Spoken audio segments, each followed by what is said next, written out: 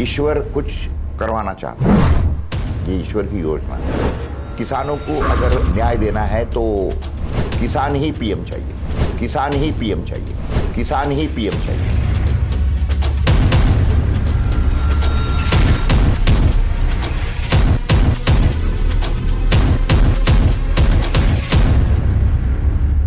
प्रकाश भाऊ पोहरे, आप केवल किसी व्यक्ति विशेष का नाम नहीं बल्कि आप अपने आप में जीता जागता विश्वविद्यालय हो। आप एक बेबाक पत्रकार एवं निष्पक्ष मराठी दैनिक देशोन्नति, हिंदी दैनिक राष्ट्र प्रकाश, साप्ताहिक कृषकोन्नति के एडिटर इन चीफ होने के साथ देश के जाने माने लेखकों में आपकी एक अलग पहचान है।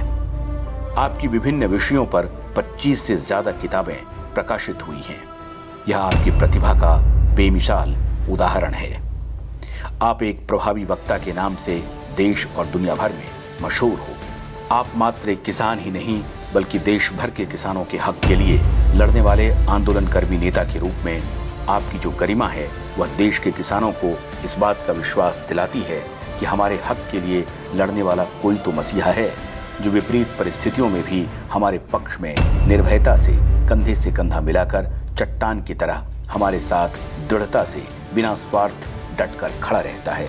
निशांत सहकारी पत संस्था, जिसकी आज महाराष्ट्र में 40 से ज्यादा शाखाएं हैं, आपने इस संस्था का निर्माण सिर्फ इसीलिए किया कि गरीब से गरीब लोगों को जरूरी वक्त पर कर्ज मिल सके। स्वतंत्र विदर्भ आंदोलन के सेनापति के नाते आप एक ऐसे योद्धा की तरह लड़ रहे हो जिसके कारण आपकी निर्भयता का परचम समाज का हर युवक बड़े गर्व से लहराता है। आप राजनीति के प्रसिद्ध विश्लेषक, महाराष्ट्र के सबसे बड़े निजी वेद नंदिनी एग्रो टूरिज्म के मालिक, इल्ना जैसे देश की सभी भाषाओं में प्रकाशित होने वाले संपादक तथा पत्रकारों के ताकतवर संगठन के अध्यक्ष हो, महाराष्ट्र संपादक परिषद के संस्थापक अध्यक्ष हो। आप एक महान समाज सेवी और कुशल संगठक हो। आपकी राज्य स्तरीय मराठी साहित्य सम्मेलन की अध्यक्षता आपका साहित्य के प्रति लगाव दिखाती है। कोई आपको साहित्य शूरी के रूप से जानता है तो कोई सफल उद्योजक मानता है। वैसे तो आप किसी परिचय के मोहताज नहीं, मगर आने वाली नई पीढ़ी को आपसे प्रेरणा मिले, इसी कारण से आपका जीवन संघर्ष समाज के सामने आना आज के दौर में बेहद जरूरी है। आपके जीवन के अनेक पहलू हैं, फिर भी संक्षिप्त में कुछ पहलुओं को उजागर करने का यह प्रयास हम कर रहे हैं। आपने कॉमर्स की डिग्री प्राप्त की, लेकिन किसान परिवार में आपका जन्म हुआ। इसी कारण से आपने पंजाब राव देशमुख कृषि विद्यापीठ में जैविक कृषि में डिप्लोमा शुरू करवाया और स्वयं डिप्लोमा प्राप्त किया। जैविक कृषि डिप्लोमा के अलावा refrigeration, diesel engines, televisions, industrial switch gear, यह 4 तांत्रिक क्षेत्र के डिप्लोमा भी आपने प्राप्त किए, जिस कारण आपका आत्मविश्वास बढ़ा है। निरंतर परिश्रम और योजनाबद्ध तरीके से आपने युवावस्था में ही कामयाब उद्योजक बनने का सपना संजोया था। कृषि पंपों की मरम्मत के साथ डीजल और इलेक्ट्रॉनिक मोटर पंप की बिक्री और 2 व्हीलर फ्रिज की एजेंसी, ड्रिलिंग रिंग के माध्यम से आपने उद्योग जगत में पहला कदम क्या रखा तो आपने विदर्भ के कामयाब व्यापारियों की और कॉन्ट्रैक्टरों की सूची में अपना नाम चंद दिनों में ही दर्ज कर लिया। 1990 में दैनिक देशोन्नति का पदभार आपने जब संभाला तब वह एक छोटा सा अखबार था, लेकिन अब पूर्व विदर्भ, पश्चिम विदर्भ, मराठवाड़ा, खानदेश ऐसे 4 संस्करणों ने महाराष्ट्र के 21 जिलों से प्रतिदिन 5 लाख प्रति से प्रकाशित होने वाला राज्य का महत्वपूर्ण अखबार बन गया है। कृषि पंपों के व्यवसाय के कारण आपको विदर्भ के किसानों की समस्याओं से अवगत होने का मौका मिला। विदर्भ के किसान कभी बाढ़ तो कभी अकाल या उनके खून पसीने से उगाई गई फसल को उचित दाम के अभाव से अवैध साहूकारों के जाल में फंसकर कर्ज के पहाड़ तले रौंदे जाने के कारण आत्महत्या कर रहे थे। आपसे यह नज़ारा देखा नहीं गया। आप बड़ी बहादुरी के साथ स्वयं मैदान में उतरे। सैकड़ों किसानों को साहूकारों के चंगुल से मुक्त करने का और अवैध साहूकारों के खिलाफ कानून बनाने का महत्वपूर्ण कार्य आपके कुशल नेतृत्व में हुआ।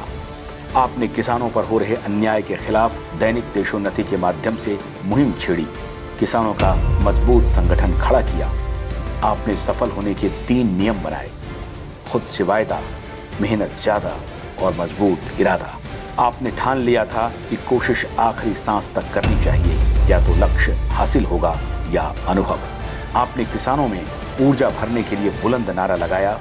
उसने एक कृषि क्रांति को जन्म दिया। फिर क्या था?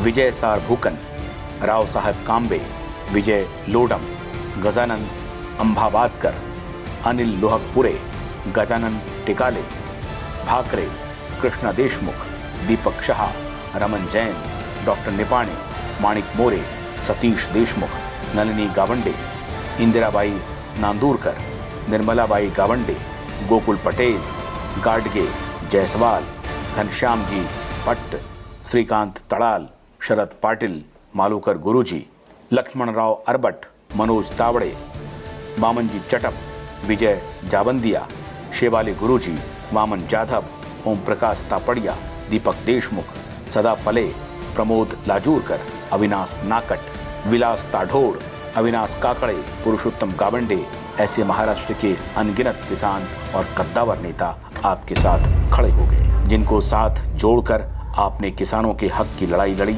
और संघर्ष अभी भी जारी है। किसानों की बढ़ती आत्महत्या को आपने दैनिक देशोन्नति के माध्यम से 2001 से 2007 तक जो उजागर किया, उस बात को देश के तत्कालीन प्रधानमंत्री डॉक्टर मनमोहन सिंह भी नजरअंदाज नहीं कर सके। उन्होंने किसानों की समस्याओं पर चर्चा करने के लिए आपको ससम्मान दिल्ली आमंत्रित किया। वित्त मंत्री पी चिदंबरम, कृषि मंत्री शरद पवार, अंतुलेजी, ममन पुत्र मोहन धारिया, बुधाजीराव मुवीक के समक्ष आपने 2.5 घंटों तक जो अभ्यासपूर्ण मुद्दे बताए, उससे प्रभावित होकर केंद्र की मनमोहन सिंह सरकार ने पूरे देश के किसानों को 72,000 करोड़ रुपयों की कर्ज माफी घोषित की। तब से आपको किसानों के मसीहा तथा लोकनायक के रूप में समूचे भारतवर्ष में मान्यता प्राप्त हुई। आपने अपने आप को किसानों पर हो रहे अन्याय के खिलाफ होने वाली हर जंग में समर्पित कर डाला। किसान नेता शरद जोशी के कंधे से कंधा मिलाकर आपने 14 साल में कई आंदोलन किए। उनमें से कुछ आंदोलनों की आज भी देश में चर्चा होती है, जैसे बिजली रोको आंदोलन, राजीव वस्त्र बहिष्कार, प्याज आंदोलन, शराब के ठेके बंद करने को लेकर आंदोलन, कपास के लिए सीमा पार आंदोलन इसके प्रमाण हैं। आपके नेतृत्व में जो आंदोलन संपन्न हुए, उसमें लाखों किसान शामिल थे।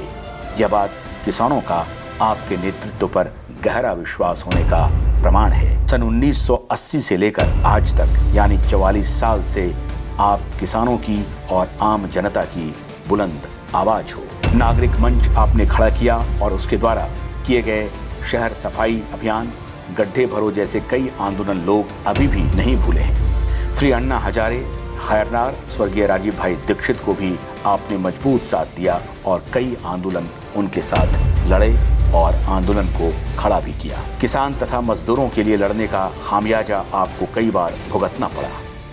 50 से ज्यादा मुकदमों में आपने अदालतों के चक्कर काटे। आपको कई बार गिरफ्तार भी किया गया।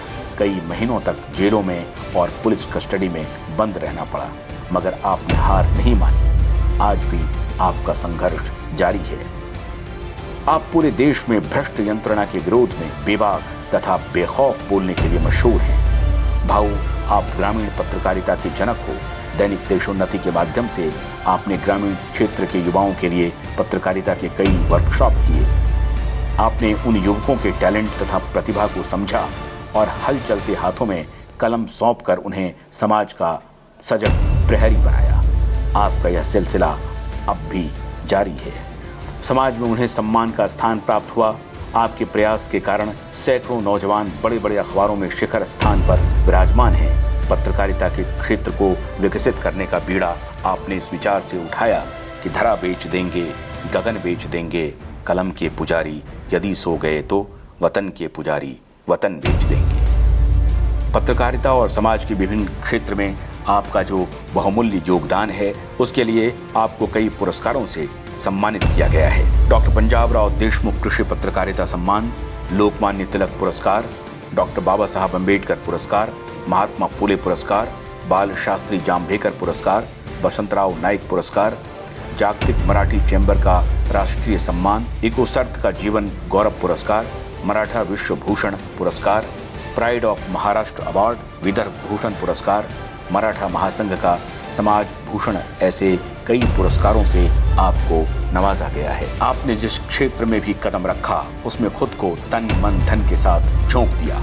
आपने उस क्षेत्र को एक गौरवशाली मुकाम पर पहुंचाया, लेकिन आपके मन में कभी किसी पद की लालच उत्पन्न नहीं हुई। देश के कद्दावर नेता आदरणीय शरद पवार जी, नितिन जी गडकरी, बाला साहब थोरात, नाना पटोले, किसान नेता राकेश टिकैत, राजेवाल जी, स्वर्गीय बाला साहेब जी ठाकरे, विलासराव देशमुख, मोहन जी धारिया, तेलंगाना के मुख्यमंत्री चंद्रशेखर राव, सुशील कुमार जी शिंदे, मनोहर जोशी, देवेंद्र फडणवीस, गोपीनाथ जी मुंडे, अशोक चौहान, पृथ्वीराज चौहान, हर्षवर्धन जी देशमुख, अजित पवार, बसंतराव जी धोत्रे, केंद्रीय मंत्री संजय धोत्रे, इन सभी से आपके आदर भाव थे और हैं। राज्य और देश के बहुतांश नेता और पत्रकार आशीष जाधव, अशोक वानखेड़े, आशुतोष गुप्ता, नीलू व्यास, जयंत माइकर, प्रसाद काथे, राजीव खांडेकर, सरिता कौशिक, भोईटे, निखिल वागले, न्यायनेश मेहराब आपके मित्र हैं और आपकी इज्जत करते हैं। आप कभी कुर्सी के पीछे नहीं दौड़े। 70 साल की उम्र में भी आप एक नौजवान की तरह कार्य कर रहे हो। आपका मानना है कि 70 वर्ष की आयु में आपने किसान ब्रिगेड की स्थापना की। आप समय की नज़ाकत को बखूबी जानते हो। कोरोना वैक्सीन और मास्क को जब पूरी दुनिया तवज्जो दे रही थी, तब आप एकमात्र ऐसे व्यक्ति थे जो डंके की चोट पर इसके साइड इफेक्ट के बारे में आवाज उठा रहे थे, क्योंकि आपको इस बात का पता था कि यह फार्मा माफियाओं का घिनौना षड्यंत्र है। उस वक्त आप दुनिया के तथाकथित हेल्थ केयर विशेषज्ञों के हिट लिस्ट पर रहे। आपने न खुद कभी मास्क पहना, न किसी को पहनने दिया। पुलिस ने जोर जबरदस्ती से जब दुकानें बंद की तो आप अकेले इंसान थे जिन्होंने दुकानदारों को हिम्मत देकर उनकी दुकानें खुलवाईं। योहान टेंगरा, अंबर कोयरी, फिरोज मीठी बोरवाला और अवेकन इंडिया मूवमेंट के माध्यम से छेड़े कई आंदोलनों में आप शामिल हुए। विदर्भ के सुपुत्र एडवोकेट नीलेश ओझा जी ने मुंबई हाईकोर्ट में मास्क और वैक्सीन जबरदस्ती के खिलाफ मुकदमे लड़े। आपने उनको भी अपना साथ और समर्थन दिया। आखिरकार हाईकोर्ट द्वारा सरकार की नकेल कसी गई और लोग चैन की सांस लेने लगे। दिल्ली के प्रसिद्ध एडवोकेट प्रशांत भूषण भी लोगों की मदद के लिए आगे आए। तब सुप्रीम कोर्ट में भी मास्क और वैक्सीन जबरदस्ती के खिलाफ आदेश दिए और देशवासी खुली हवा में सांस ले सके। आपने प्रशांत भूषण जी को विदर्भ लाकर उनके कार्य का सम्मान और सराहना की। आपने इस लॉकडाउन के समय लोगों को भयमुक्त करने के लिए कई वीडियो रिलीज किए, जिस दरमियान आपको आशुतोष पाठक जैसे ईमानदार पत्रकार का साथ मिला। इंडियन मेडिकल एसोसिएशन और वर्ल्ड हेल्थ ऑर्गेनाइजेशन ने जब लोगों को डराने का षड्यंत्र रचा, तब आपने अपने साथियों के साथ आगे आकर यूनिवर्सल हेल्थ ऑर्गेनाइजेशन का विकल्प खड़ा किया और दिल्ली, मुंबई में कार्यक्रम करवाए। कोरोना काल में दिल्ली में चल रहे किसान आंदोलन के समर्थन में आपने 17 दिनों तक जन जागरण किया। समूचे विदर्भ में आपने 1000 किलोमीटर की साइकिल यात्रा के माध्यम से किसानों के मन में नई ऊर्जा का निर्माण किया। आपका कृषि क्षेत्र का लक्षणीय कार्य सबको अचंभित कर देता है। आपने 60 एकड़ जमीन पर वेद नंदिनी एग्रो टूरिज्म का ऐसे निर्माण किया है कि हर देखने वाला दांतों तले उंगलियां दबा लेता है। इस निर्माण में आपको न जाने कितने कठिनाइयों का सामना करना पड़ा, मगर आपने हार नहीं मानी। आज विशाल क्षेत्र में फैला वेद नंदिनी एग्रो टूरिज्म कई सुविधाओं से लैस है, जहां प्रतिवर्ष अध्ययन करने हेतु हजारों छात्र, किसान और पर्यटक आते ही जा रहे हैं। यहाँ का नेचुरोपैथी सेंटर पूरे राज्य के लिए एक मिसाल बन चुका है। यह एक आवासीय कृषि पर्यटन स्थल बन गया है। राज्य में बढ़ती किसान आत्महत्याओं को रोकने के लिए महाराष्ट्र सरकार ने डॉक्टर पंजाब राव देशमुख जैविक कृषि मिशन का आपको अध्यक्ष बनाया। आपने जैविक खेती मिशन के माध्यम से और आरिफ शाह आलसे साहब की मदद से 450 से अधिक देहातों से किसानों के 500 गुट बनाए और उन्हें प्रशिक्षित किया। 40 किसान उत्पादक कंपनियों की स्थापना की। मॉम नाम से किसानों की कंपनी बनाई। किसान यहाँ अपने ऑर्गेनिक प्रोडक्ट बेचते हैं। हजारों हाथों को रोजगार देने का और उनमें नई ऊर्जा भरने का महानतम कार्य भाऊ आप एक सेवा व्रती के रूप में कर रहे हो। ने America, Europe, Africa, Dubai, Nepal समेत 50 मुल्कों की यात्रा की है। तत्कालीन राष्ट्रपति महामहिम प्रतिभाताई पाटिल का आप पर विशेष स्नेह रहा, जिस कारण वह आपको अपने साथ ब्राजील, चिली और मेक्सिको के 13 दिन के अध्ययन अभ्यास के दौरे पर भी ले गईं। आपसे आशुतोष जी केवल इसीलिए जुड़े क्योंकि आप आपका अखबार दैनिक देशोन्नति एक मिशन के लिए चलाते हो, न कि कमीशन के लिए। आशुतोष जी को यह पता है कि छप के बिकते थे जो अखबार, सुना है बिक के छपा करते हैं। आप दोनों ने भ्रष्ट व्यवस्था के खिलाफ लड़ने के लिए क्यूबाइट, उन्नति, प्रकाश टीवी या 3 चैनल शुरू किए, जिसके माध्यम से खड़े रहने की हिम्मत सिर्फ बेदाग लोग ही कर सकते हैं। आप अपने दादाजी नामदेव राव जी पोहरे की विरासत बखूबी आगे बढ़ा रहे हो। आपके पिताजी बाबा साहब पोहरे, नाना साहेब जी बैराले, भीमराव जी धोत्रे, इनके नक्शे कदम पर आप बखूबी चल रहे हो और उन्हीं का आशीर्वाद आपके पीछे भी खड़ा है। साधना भाभी, बेटी नेहा, पुत्र ऋषिकेश और बहू अदिति मजबूती से आपके साथ इस अभियान में खड़े हैं। आपके संघर्ष में हम भी डटकर आपके साथ खड़ा होने का विश्वास दिलाते हैं। आपके लंबी उम्र की कामना करते हैं।